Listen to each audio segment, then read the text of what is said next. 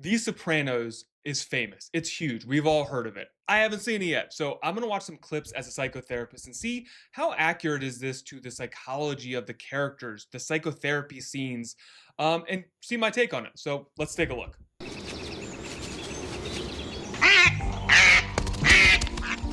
A couple months before all this, these two wild ducks landed in my pool. It was amazing. They're from Canada or someplace, and it was mating season. They had some ducklings.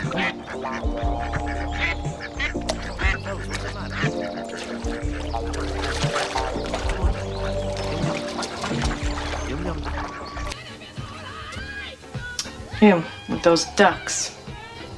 And listen, if you don't like that, I'm just confused why they're focused on his ducks and not him walking into the pool fully clothed in a robe. I need to see where this goes, but I think that's a strange thing that people are noticing the ducks as opposed to like him just walking into the pool with his clothes. Oh, all right. that ramp, I'll build you another one. Maybe it's the wood. Hey, look, they're trying to fly. National Geographic, Yeah, Dad. super. You showed us yesterday. It's great.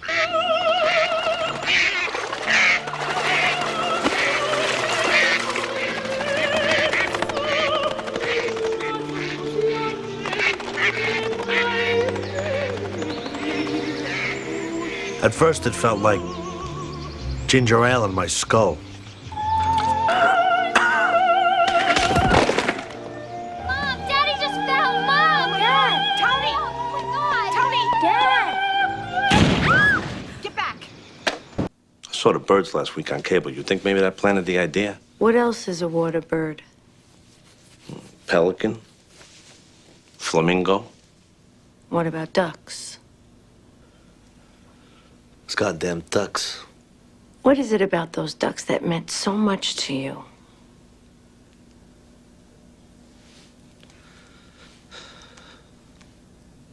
I don't know, it was just a trip having those wild creatures come into my pool and have their little babies.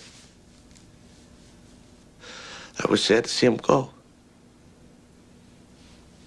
Oh, Jesus, fuck, now he's gonna cry.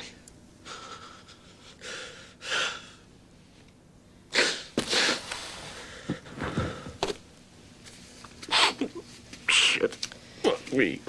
When the ducks gave birth to those babies, they became a family. You're right. That's the link. A connection. I'm afraid I'm gonna lose my family. Like I lost the ducks. That's what I'm full of dread about. It's always with me. What are you so afraid's going to happen? I don't know. You know, when I was watching this, like the interesting thing was like the juxtaposition between his family and the ducks, and the amount of attention and care and I'm going to use a word called the cooperation with the ducks that he was thrilled by. Now, as we are seeing the intro, like I have not seen The Sopranos, so like I know a bit about the character from growing up during the time when the show was on, but I haven't seen this all the way through.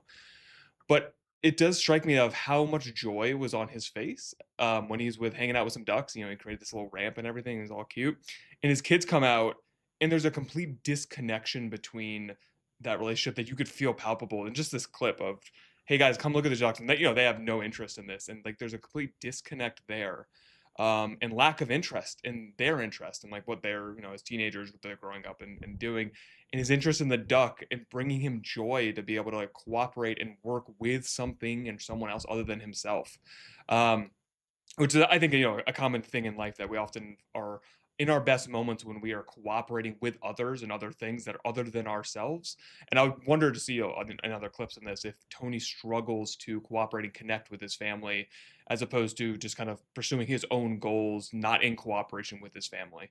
And that would be an interesting.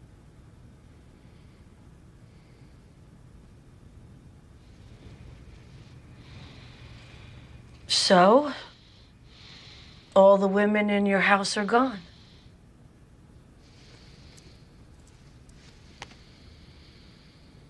How do you feel about Carmela taking a trip without you? Do we really have to fucking talk about this? Of course not.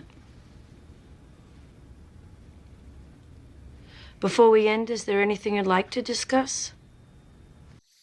I like this little thing that happens right here, as a clinician. So again, we don't have the context before the clip, but oftentimes when you have a client that is making the kind of face that James Gandolfini is in this, and they're like, I don't want to be here and I want to leave. There's this part of you that wants to like break the tension. And she asked two questions here that seem, again, we don't have the context, but seem like they're just kind of random questions where she's doing a bit of digging. And I like here at the end where she's like, okay, like he's not interested in this. Asking the question back to, hey, is there something that you want to talk about? And giving the kind of responsibility back to the person that you're working with, that they have the material that's important, rather than you as the clinician, like kind of feeling uncomfortable because we're kind of sitting here standing at like a standoff. Hey, it's your responsibility to figure out what to talk about. So is there anything that you want to talk about today? Because clearly my ideas are, they're not working. So I kind of like what she did there.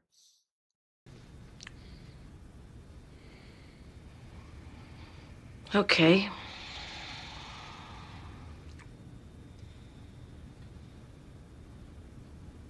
How about the fact that I hate my son?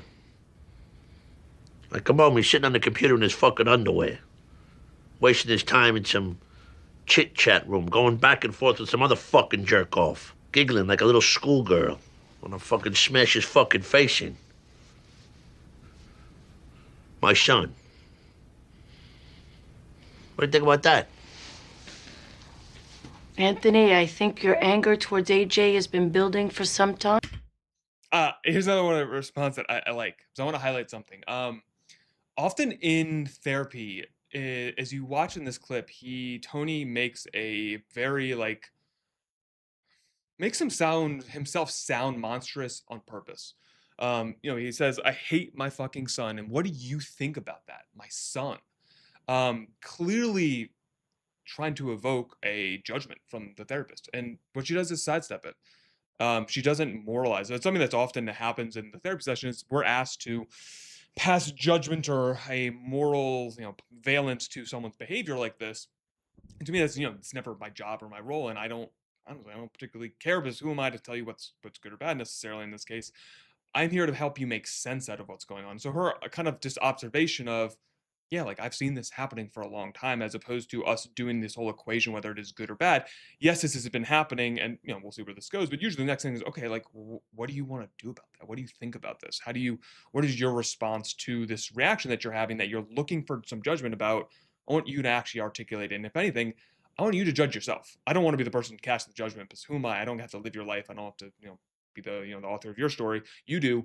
So I want you, if you have an issue with your judgment, I want you to think about that and be like, all right, if I have a negative judgment on behavior, well, you're the one engaging in that behavior, acting it out, and doing all those things. So I always think that judgment, if there is going to be judgment, and there's sort of a place for judgment in the therapy session, it's in the place of the client for them to actually look at themselves. Because clearly in this clip, he wants this is a horrible thing, and she doesn't give it to him, at least yet. So we'll see where this goes.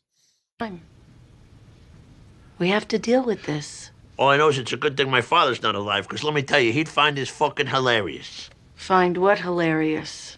The kind of son I produced. You mean because Anthony doesn't conform to your father's idea of what a man should be? His, mine, or anybody's. Let me tell you, if Carmela let me kick AJ's ass like my father kicked my ass, he might have grown up with some balls. Like you? Yeah, like me. He might have also grown up taking out his anger at his father's brutality towards him on others. He might have grown up with a desperate need to dominate and control. Anthony, we've been dancing around this for years. How you live.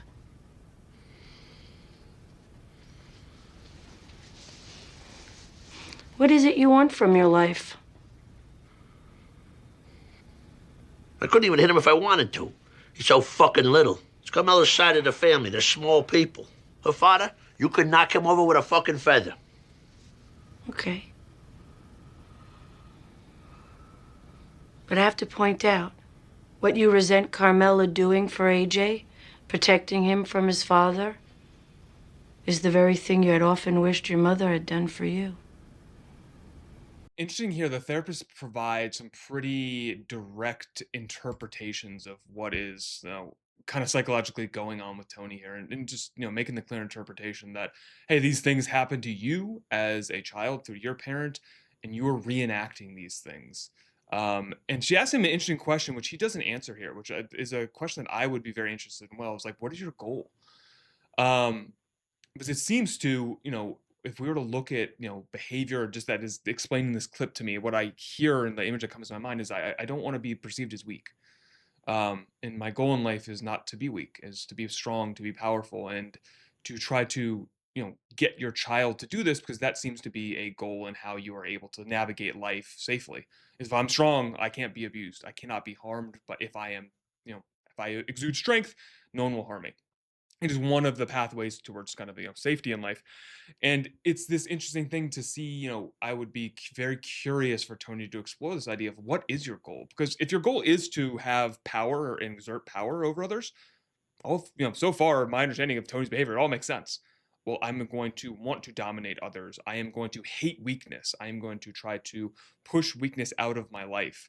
And all of his behavior makes sense under that idea of, well, if my goal is to attain strength or power in that way so that I am not harmed, well, everything kind of makes sense. And so often, I'm trying to think with people when I'm working with people. It's like, all right, what is your goal as it currently stands? And often that is a very hard question to articulate, because it's not one goal. It's usually inarticulatable, even if that's even a word. But as we look at someone in their totality, it usually is pretty clear that they're kind of heading in a certain type of direction. And the thing that people, I think, often need to identify is, all right, well, one, what is my goal? And then really the question is like, do you like your goal? Because often I think we have kind of how do we say this? Our goals have just kind of come to be throughout our lives and often our early childhoods. And we don't take time to analyze, am I moving in the direction that I actually want to be moving when I sit down and think about it? We often are kind of almost autopilot moving in the direction that our goal is taking us in. And then often taking some hits along the way and being like, what the hell, this is not good. I don't like this. But not to slow down and ask that question of like, what actually is my goal if I analyze like the things that I'm doing? And maybe that there's a reason that I'm doing these things. And there's a goal that I'm not totally aware of, which is I think of what this therapist is trying to, get at with Tony is that, hey, it seems like you're trying to exude power. And in the process of doing that, it's causing a lot of harm. And do you really want that? Because it sounds, in her interpretation is as a kid, you wanted someone to care for you, not, you didn't want to have to exude power to find a place of safety, but that is what you did. And that is the track and goal that you, and the way you have tried to solve this problem in your life.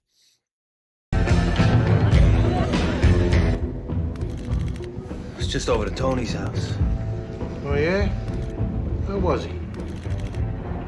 He looked, tired. Maybe he's got hypoglycemia. Maybe he's depressed. What's he got to be depressed about? He talked to me about it. Depression. Well, What the fuck do you know about depression? nothing, I'm just saying, that's all. But he's sleeping all the time. He's not taking care of himself. A lot of top guys had dark moods. Winston Churchill, he drank a quart of brandy before breakfast. And Napoleon, he was a moody fuck, too.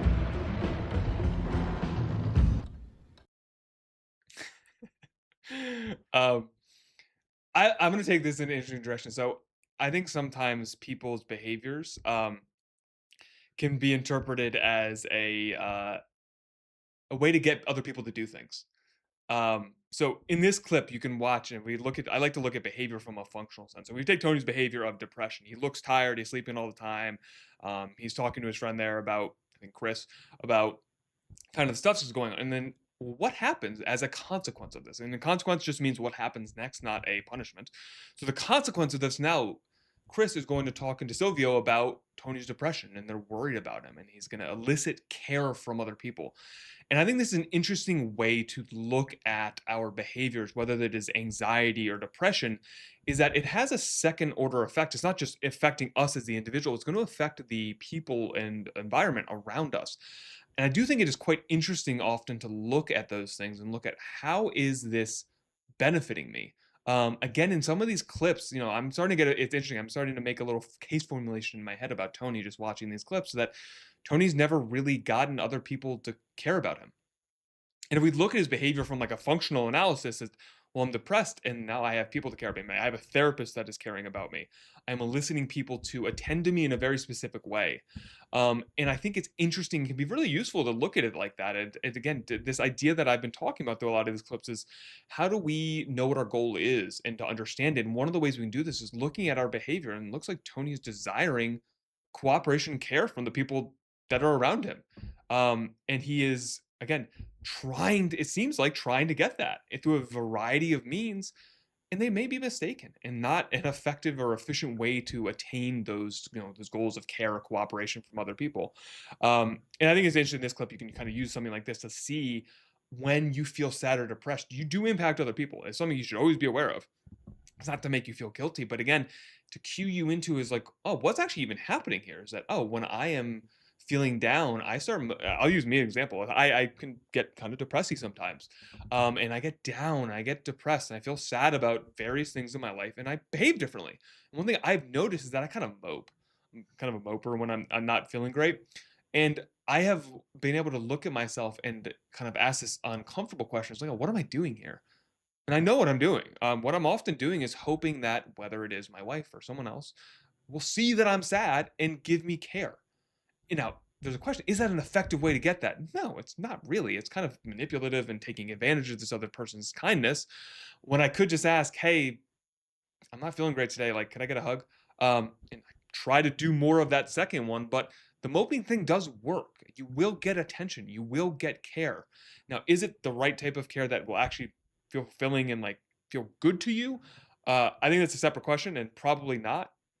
But this is a cool little clip here where you can start asking these types of functional questions of, what is my behavior doing and what is it actually accomplishing? And you should attend to that, because if all the time when you're down, people tend to rally, people come to your house, maybe they'll give you things, maybe they'll come check on you, they'll give you phone calls to see how things are going. That's hard to give up, dude. Like, if you're like, that's a good thing. You want people to be caring for you, and if your method of getting that care is by being sad and pathetic, it works. And it's something you should attend to and ask yourself, do I want to continue to get this care through this means, or is there another route to get this exact same, totally understandable, totally valid thing to want? Is there another route where I can feel better about myself in the process of doing and attaining those goals? So I thought there's a cool clip that you can kind of highlight those things. Bad guy, Christopher? I was worried that I didn't do it. Shut up!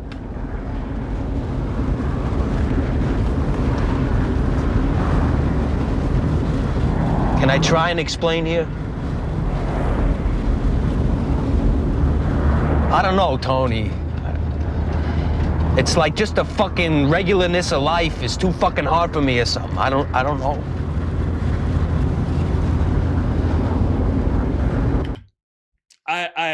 I love that articulation. The regularness of life is too hard sometimes. It is. This is something that I think is not discussed nearly enough in the mental health world. Life is really difficult. Almost every day something will be challenging for you. There'll be some amount of suffering, some unpleasant emotion popping up, some unpleasant experience, maybe pain, for some people dealing with chronic pain issues. Life is difficult and nobody will come away unscathed. And it is something that I think needs to be addressed, I think, a bit better in society. We have this illusion, I think, that we can attain utopia, that there will be no suffering, there'll be no hardships, there will be none of this. And so many, I think, people in our current society are disillusioned when they look around and like, well, this isn't happening. Everyone keeps telling me that I could be happy and things could go well, but they're not. And I think they're being lied to very often, that utopia can exist. I don't believe that's the case. I don't think reality is organized in the way that we get to avoid suffering. I don't think that it works that way. I think we have to pick and choose which suffering that we have. I have this whole saying that I like to say is, I don't think there are good and bad choices in life very often. I think there are lots of bad choices, and we get to choose the least bad one, is often how I frame things. And that it's not that every choice is going to be ultimately horrible 100%, but that there's going to be some gradation of like, this isn't an optimal choice. Yeah. And you still have to choose, because not choosing is still a choice. And often it is the worst choice. It is stagnant, it's staying where you at, and whatever suffering you have, it doesn't go away. It usually gets worse. Entropy is the thing. And so to be able to make the best of the bad choices is, I think, a very important aspect of life. And part of that comes with accepting that suffering is just ubiquitous. You can't escape it. It's just there. So given that it is just there, well, option one may just have like a little bit less suffering, and that's a good option. Maybe that's the best one that I can have. And so to be able to like to really like solidify this idea in your life that you should never expect things to just go smoothly, without effort, without challenge. And I think some of the people that have suffered the most are have this kind of illusion that life can be so perfectly wonderful all the time with no challenges. I just don't think it works that way. So I really liked how he articulated that. Look at you. I bet you're sleeping all the time, right? It's the only thing I still enjoy. You know what I think? Maybe I have cancer. Remember how Jackie got? Cancer. Something fucking horrible is going on inside my body. There's a physical change or something. Does this word cancer pop into your mind a lot? A little bit? What? Huh? Well, I'm just thinking maybe you're depressed. Me? I'm no fucking mental midget.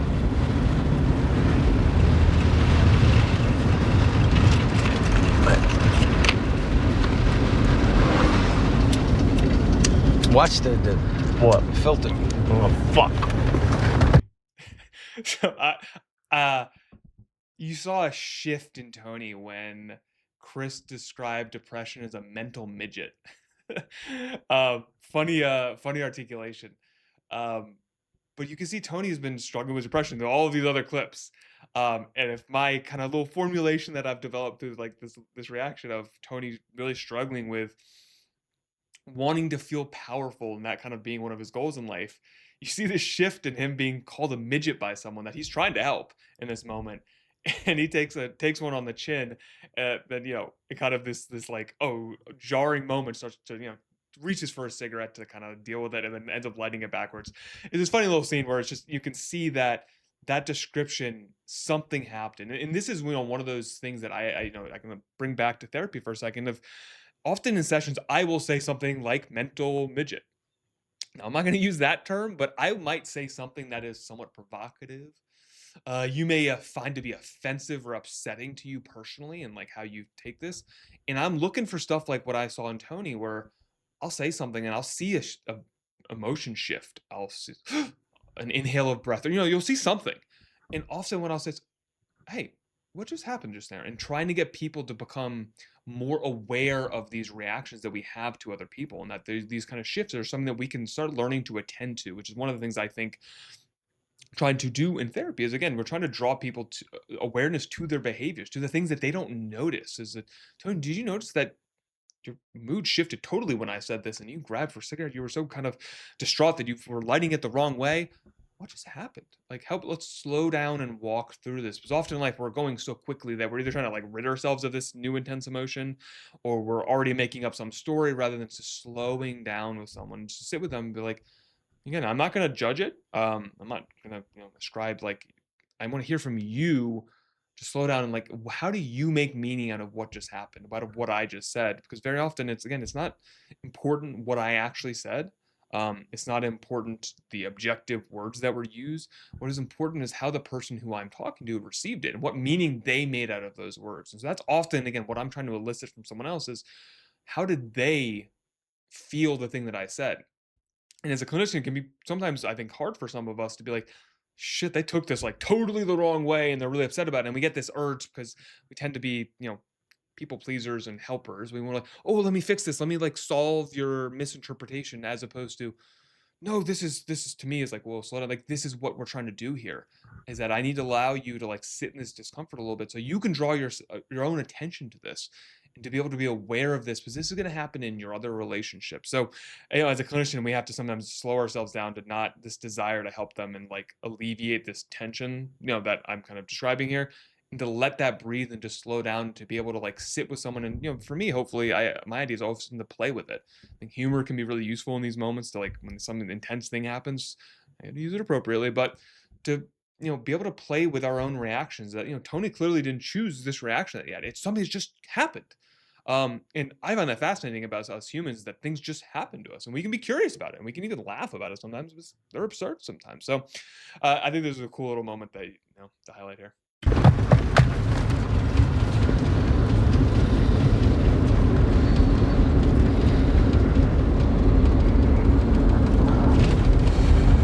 Maybe you got a serotonin problem, or whatever the fuck they call it. You know about that shit? Saw it last night on a program. What, take fucking Prozac? Not this skinny guinea. Let me ask you a question. You ever think about,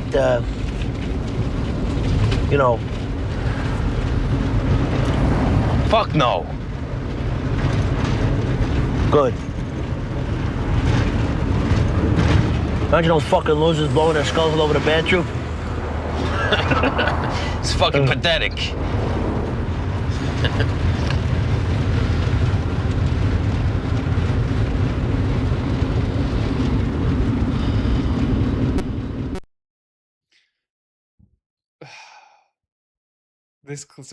I'll tell you, this is my interpretation of this whole clip.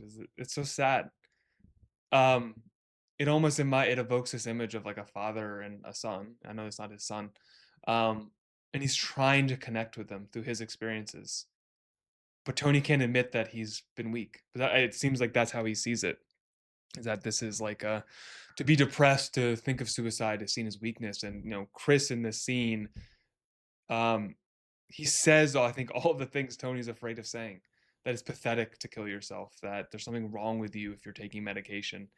And it's fascinating. Again, he's attempting to connect with Chris and attempting to see that, hey, we've had similar struggles, and Chris totally, it seems like he's totally unaware, is like shitting on everything that Tony has done, and right in his thing that, again, if I understand Tony correctly, like right into his place of weakness of, you think you're strong. Look how pathetic all these things that you're doing are to handle this problem of depression.